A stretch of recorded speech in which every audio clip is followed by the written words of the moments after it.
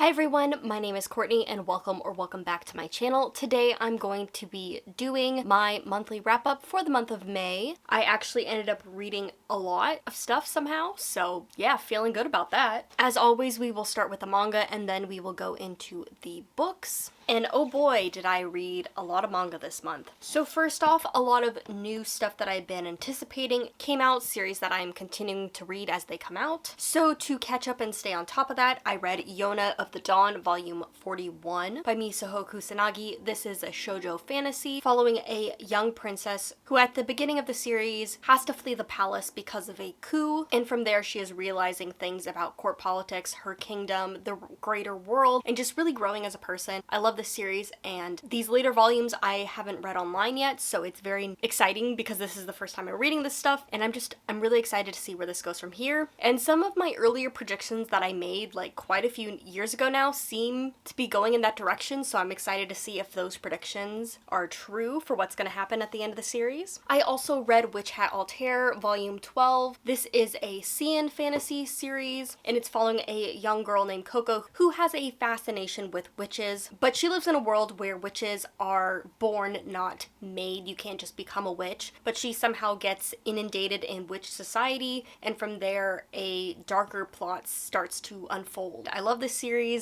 We're getting into some big heavy action stuff, so I'm excited to see where the plot goes from here. And then I also read March Comes in Like a Lion volume 2. Something with production of this manga is really weird, really off. They just keep delaying each volume as it comes out, and so far we've only gotten one a year, where most manga series, when you have a lot of backup stuff to cover, tend to be like every 2-month, every 3-month release. But March Comes in Like a Lion is another Seian series, I believe, and it's following a young boy who is a professional shogi player, which is a Japanese form of chess. The anime series is really fantastic. It's on Netflix and I highly recommend it. But the manga is like part life drama, part slice of life, part like fluffy coziness. It has these beautiful end caps that kind of illustrate that, which is why I'm not mad that this has taken so long to come out, because it is a really well crafted manga. But yes, this is one of my favorite animes, so I'm excited to collect this series now and read it as it slowly comes out. The next thing I read was Kami-sama Kiss volume 18 and 19. I'm continuing my reread of this, even though I haven't been loving it, but I at least plan to finish the series and then maybe sell off the series and give it to a home that will really appreciate it. That's kind of where I'm at now. This is a shoujo paranormal series about a young girl who is down on her luck, but then accidentally helps a god and becomes the god of this temple, while this god decides to like take a little mini vacation. And from there, Nanami, the main character, meets Tomoe, which is one of the yokai working in the shrine temple, and they kind of go on these wacky adventures together. So like I said, I loved this series growing up. I don't love it as much now. It's not bad, it just doesn't hold up like Yona does, like some of my other series do, but I'm closing in on the end, so I'm excited to see how this ends, because like I said, I've read this series several times when I was younger, but I know I read the ending, but I'm not sure. I feel like what happened was I read up to this point and then didn't read it for a while, and then read a couple chapters here and there, and then somehow read the ending just to see how the series ended. So now I'm getting the in-betweens of how we got to that ending. So yeah, still excited to see how this ends, even though it is a 3 out of 5 star series for me. But now we can get to the meat of the manga that I read this month, is going to be Haikyuu. So I read through volume 28 to volume 45, which is the ending of the series. So basically I read through the Spring National Tournament to the end of the series, and this was in preparation for the Haikyuu movie that just came out, which I did get to watch yesterday. Like I said, I started reading this to watch the animated movie, which covers one of the arcs that I hadn't read up to yet, but I'd been slowly reading and collecting this series over the past like year or two. Haikyuu is one of my favorite animes of all time. I've been watching it for like 8 or 9 years. I get like this weird thing in the summer where I'm like, it's time to rewatch Haikyuu, it's time to watch sports anime, and Haikyuu is definitely one of my favorite sports animes of all time. If you don't know, this covers Hinata, who is joining his high school volleyball club, and kind of the cast of characters he encounters along the way. I've always touted Haikyuu as one of the best sports anime, if not the best sports anime out there. Yes, I've really been enjoying collecting and reading this series. Obviously, I had been reading here and there over the past couple years, but I really amped it up this month to finish out the series. So my plan was was when I was going into this is to at least read through the Nekoma arc so that I could watch the movie that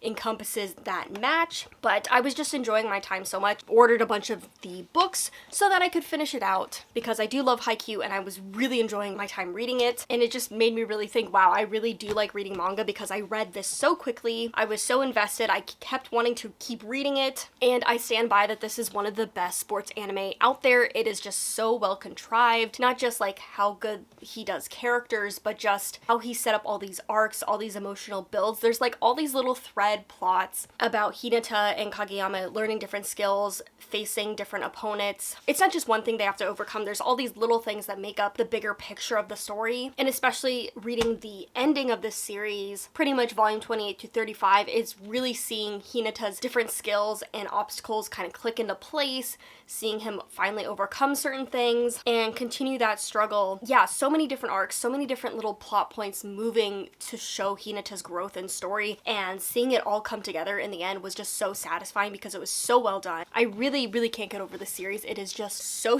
good, and I really had no desire to stop. I was enjoying my reading experience so much, and now I've read the entirety of Haikyuu, and I can say yes, it is one of my favorite manga series of all time, definitely my favorite sports anime series of all time. It really is up there for me with my favorites, and while I enjoyed watching the Haikyuu movie, I will say getting to read it first was definitely the better experience. I really enjoyed getting to read the matches just because you get all of that nitty-gritty detail, which I honestly really enjoy in sports anime. But enough gushing about Haikyuu.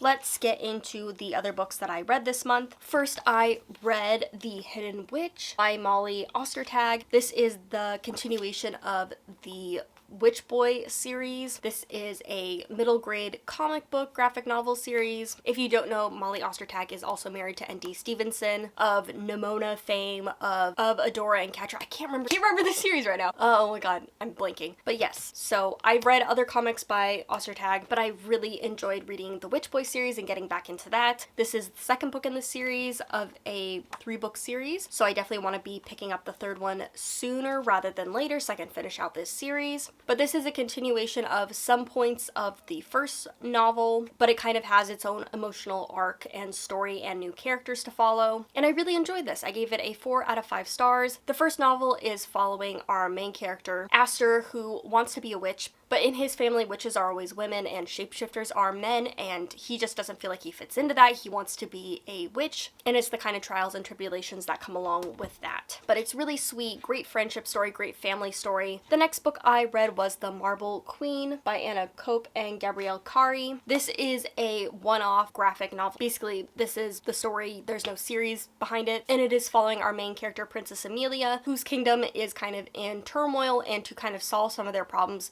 she decides that she is going to offer herself up to another kingdom to basically marry into their family so that they can get some money for her kingdom. And she thinks she's marrying the prince of this very secluded kingdom, but it turns out she's actually marrying the princess or the queen of that kingdom, and kind of the court politics that surround that decision, and kind of a self-discovery journey of our main character's own like anxieties and inner turmoil of thinking she's not enough. And I liked this. I was a little worried going in because I heard some people say that the art inside the comic doesn't match up to the art outside. This is just a more detailed version of what you get. It's all flat colors on the inside, which I honestly don't really mind the flat colors. The liner and the drawing style for me, I really enjoy, so I don't mind that it's just flat colors. And the style of comic reminds me very much of like what you would see on Webtoon. So there are some really nice, beautiful panels that give you some really great visual moments. But for the most part, it is more of a comic-y style. For me, I'm just kind of used to this style, so it didn't really bother me. I enjoyed it.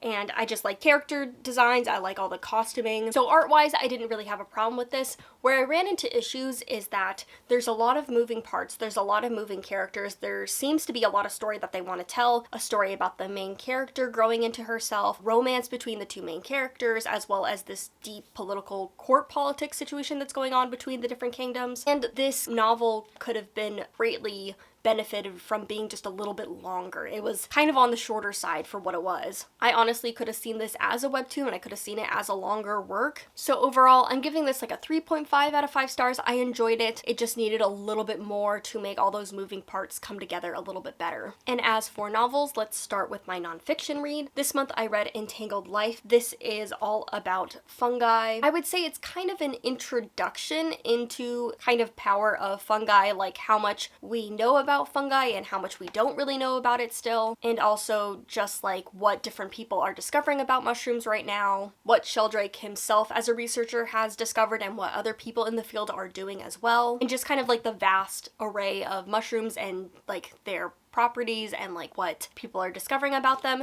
So in part, it's like kind of an introduction, but also the text is somewhat dense. It's also, I wouldn't say it's too scientific, but there are definitely parts that get a little bit in the weeds where a layperson might not get everything that the author is talking about. So it's kind of hard because it's like an introduction, you get a wide array of things, but also it's not quite introduction level enough. So like as this person who's just like interested in fungi, interested in this kind of science field but doesn't have a lot of knowledge on it, like I felt like I could follow most everything he was talking about, but in some aspects I wish I had a little bit more of an introduction to stuff. I was just so interested in his work. I could really just have like a more focused book about fungi, about one fungi and just like what one person is doing with it, and would have been happy too. This is a little bit more meandering, which in parts I did enjoy, but in other parts felt a little bit unfocused. So I gave this a 4 out of 5 stars. Enjoyed a lot of it.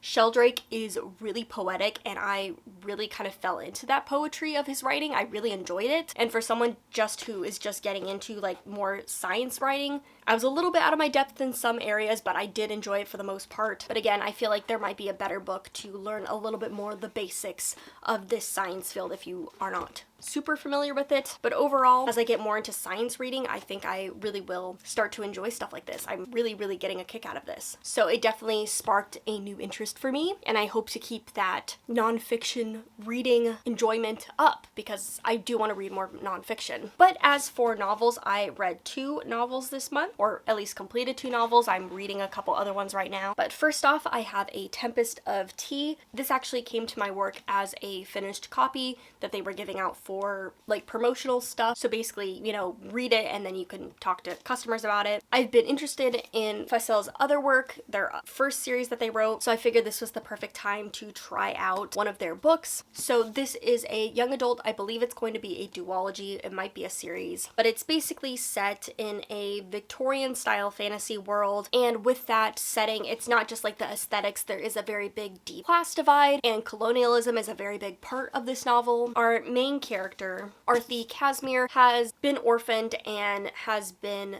living in this city for a really long time, and her best friend running this tea house that by day is a regular old like tea house, and by night is a place for vampires to get their fix of blood. So yes, there are vampires in this world. That's where the fantasy aspect of the fantasy setting play in, as well as there seems to be like magical objects in it. And the whole big kind of thing around this novel is that there is a heist that Arthi and a couple other characters have to perform. This is a multiple perspective novel. I believe we get 3 different people's perspective, and I enjoyed this. I wanted something fun to read, just something kind of bouncy. It had that plot, it had enough care about the characters that I was interested in where their plot lines were going, and I just kind of had fun with that. Again, it had the bouncy plot, but it had fun characters, it had a deeper edge with the aspects it was talking about with colonialism, so there was a good balance of having like fun, heisty kind of plot with that character, with that thematic element. But unfortunately, this just did not quite stick the landing entirely for me. Honestly, I liked the other 2 perspectives, but I felt like the story could have just been from Arthi's perspective, or at least just her and her best friend's perspective, which is hard because I did like the 3rd perspective. I liked her story. I liked how different it was from Arthi, but I'm not sure if it was entirely necessary, especially for such a short book where you have to cover a lot of ground and really get invested in these characters. And the other thing I didn't really enjoy is that while some things about this world were really well explained and really interesting, I really like this Victorian setting where there's magical objects and magical beings and a heist going on. Like, I like all that, but there just wasn't enough for me to really get invested. Well, I was invested. There wasn't enough explanation. Like, I was like, wait, how did we get here to this point? How did we meet this? Like, okay, how does this work? How do the vampires work in the society? Like, I felt like there were gaps missing that I needed a little bit more dumping. And the other big thing I did not really enjoy in this book was the romance aspect. Arthi kind of has two people that are romantically interested in her. I didn't really care about them in a romantic aspect at all. I liked her friend Jin's romantic relationship a little bit more, but I just liked those two characters interacting with each other more than I liked a romantic aspect. Again, I just didn't feel like we had enough room to really delve deep into either of those relationships and really care about those relationships in a romantic aspect. In a friendship aspect, in a comrades aspect, yes, for all of them, but I just wasn't really on board with the romances, and when things started happening, I did not care about that. As for the ending, again, I just didn't get enough setup to really like get what was happening with the ending. So yeah, good, solid, but just wasn't perfect. And the final book I read this month was He Who Drowned the World by Shelley Parker Chan. This is the second and final in the She Who Became the Sun duology. And if you don't know, this is a reimagining of historical China right before the Ming Dynasty, and it follows a bunch of different characters. It's multiple perspective, but our kind of main character is Zhu, who in the first book takes on their dead brother's identity to kind of take over their destiny. And I love the first book. It was political, it was thematically just really interesting, and it's just very slow and satisfying historical fiction with that fantasy edge to it. And I'm really excited to see what Shelley Parker Chan writes next because I just really enjoy their work. This is just very strong character driven fantasy. And the second book, oh my god, it felt like a Shakespeare tragedy, just like bad thing after bad thing happening to every single POV character, failed plots, failed plans, trying to get things to go right. And some of the POV characters are the villains, some of them are more neutral, some of them, I would say anti-hero, gray hero that you're rooting for, but I just sympathize and cared for all of them, and all of these characters have connections to each other. There is like this very strong thread of all our main characters not really fitting into society because of like their gender expression, their gender identity, their sexuality, and so they see each other in themselves, can connect, but they all have their own motivations and reasonings and so can't like come together to work together. And again, like I said, this felt almost Shakespeare tragedy in a way because you just start to see people dying and main characters dying, and it's just like, oh my god, are we gonna end this book with everybody dead? Shelley Parker Chan pulled it off how they ended the book, but I just really enjoyed this. The ending was so satisfying, how everything came together. Again, I was just pulling for these characters, I really cared about them. This is just a really strong, solid series. Yes, there is a little bit of slowness because you are really building in this series, but I just really appreciate it. It's heavy, but it's just so well crafted that I can't help but enjoy it. But those are all the books that I read in the month of May. Got a lot of great reading done, and I'm excited to see where we go from here because of what Instagram is doing with their algorithm as well as what they're implementing with their AI. I have pulled back from using Instagram, and I feel really sad about that because I really do like the art of taking photos of books, stationary photos versus videos, and kind of getting to put my thoughts together instead of doing it on the fly like I do here. I mean, I do some scripted content and I will script reviews and stuff, but there's something to be said about getting to just map everything out and write everything down without having to voice it. There's such a carefulness that I really enjoy getting to do in reviews, and I like getting to do those reviews with beautiful pictures. I'm really sad about that, but I'm just like trying to think of a way to implement that form somewhere. I don't think it would work on TikTok really because again, they prefer video format, and I feel